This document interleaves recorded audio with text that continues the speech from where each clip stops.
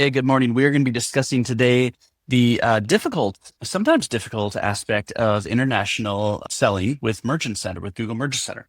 I say sometimes because sometimes it's really easy, sometimes it gets a little tricky. And I think once you know the specifics of which path to go down, and we'll walk through that, I think it does get a little bit easier once you just know what's going on. This is going to be a little bit of a shorter video. We're not going to go into every single exhaustive detail, but one of the biggest things I wanted to help you determine is whether you should do a multi-country feed or actually submit separate feeds, separate international feeds. And there are some very specific things that work into that. Okay. So maybe the most important thing to consider as you are trying to determine, like you want to go live, let's say you're in the US, and I'm going to kind of walk you through this today. I'm in the US with my Merchant Center, with this book that I've sold.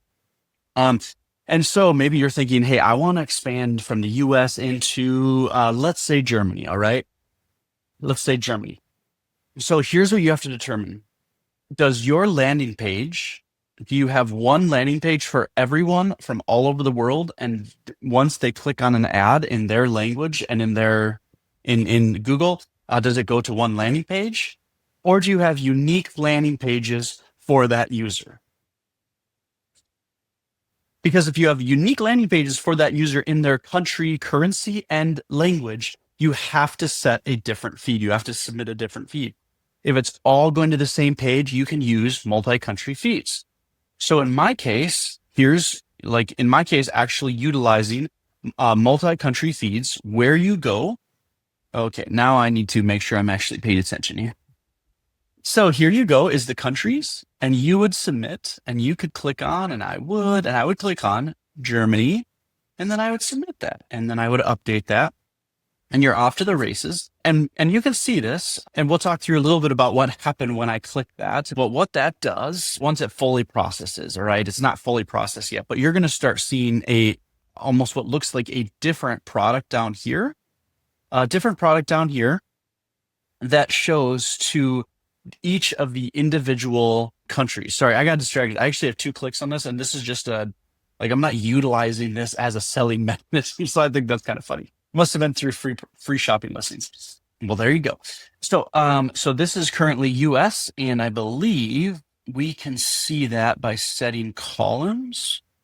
I believe it or not, just like you, I am still getting used to this as well. The new Merchant Center next as well. So United States, US. Now, I believe, like I said, sometimes, you know how it is with Merchant Center. Sometimes it just takes time to actually fully process. I should actually make sure that I submitted the changes. I don't know if I did. Okay, so I turned it on to Germany and the US, right? We see that in there. It's set for that. What that does is that without you knowing, you clicking that button does like an amazing, it turns on this amazing process within Google where now they're doing like currency conversion and all this stuff within their results. It's actually pretty impressive. My book is on sale for, I don't even know. My book is on sale for $18.99. I'm not going to do all this, but what it's doing now is once it's fully ready, it's going to show in Germany for $18.90, and Google's going to automatically convert the currency for that country that they're showing in. And then once they click on it, then they would go to the actual main page. All right. So very, very cool. Again, this is very different. Let me show you actually an example of one of our clients. So this is Zima Dentopod. So this is their product page in the US. So now they actually have a German site. See? So when you land, if someone from Germany lands on this, it's in German, it's in euros for the currency. You cannot use this auto currency conversion. You cannot use that for this client. So we can't use this. In this example, we need to actually set up another feed just for Germany that has unique IDs, that has the unique landing pages, because even if everything in the URL is the same, except for it's .de rather than .com, that needs to be set. And then the different currencies. And one of the cool things that you can do is you can actually do this pretty easily yourself if the client doesn't have the ability to send a unique feed. There are different ways to send an actual unique international feed. I've talked about Simprosis before, the Simprosis app and a lot of other apps too. they have a push button, but they do, be aware of this. They do often charge a little extra for a different thing. It's a different feed. All right. Just be aware of that. But it's usually a push button option. And hopefully we can get a screenshot up in here for that, just kind of showing you it. It's a push button option. Once you push that, it actually sends, you'll see it here. It is a completely new feed. It's a completely new feed, one for United States, one for Germany.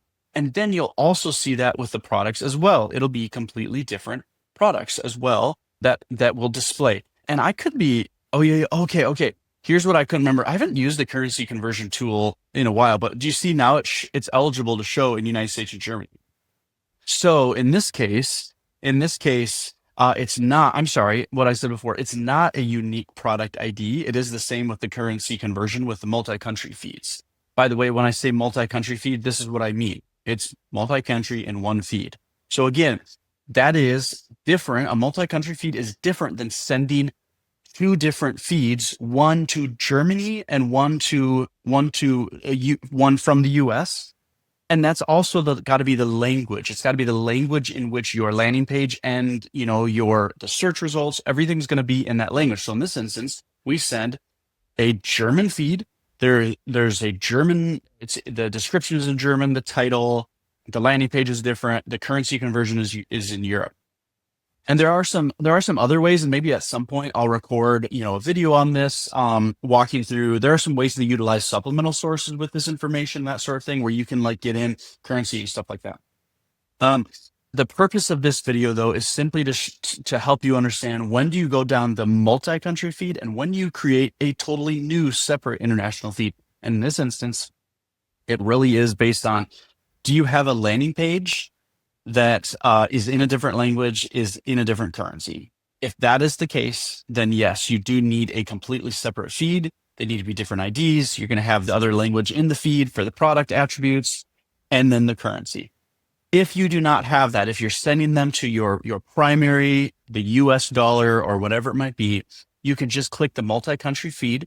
Google does the work to show the currency conversion to the searcher as they're in the results. Oh gosh, I'm going off memory, but I'm pretty sure they even do language translation. I could be wrong on that. Don't hold me on that. It might still be no, I think it's still in the English language. And I think that's the point of it. Yeah. It's an English language feed. So yeah, they're not doing language translation. It's an English language feed. So someone's searching in English, but it shows them the different currency. That's what it is.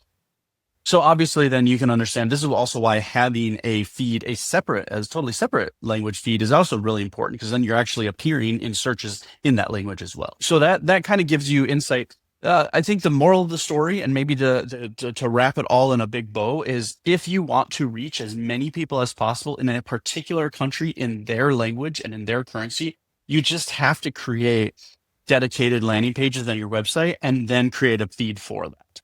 If you don't quite know and you're not sure and you just want to push the button and just see what happens for English searchers, or the language that you're in, then that's where the multi-country feed comes in. So I hope that was clear. It gets complex because this stuff is complex, right? So I hope that I made it as clear as possible. And please do let me know if you have any questions. And maybe I'm starting to try to create videos and stuff based on questions too. So if you have any, let me know. I'll try to keep up with those. And appreciate it. Thank you.